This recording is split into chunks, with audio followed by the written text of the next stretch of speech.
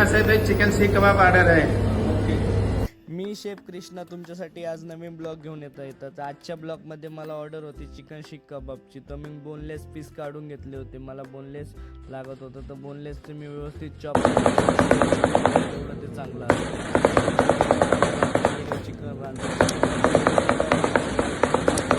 हप्त्यामध्ये 48 चिकन रान विकले. तुम्ही पण एकदा यात स्वाद घ्यायला कुठं यायचं, नेचर ॲग्रो रिसॉर्ट वडगाव पानला. तर असंच हे चिकन शीख कबाब बनवतो. त्याचं व्यवस्थित चॉप वगैरे करून मग त्यामध्ये मी मसाले ॲड केले.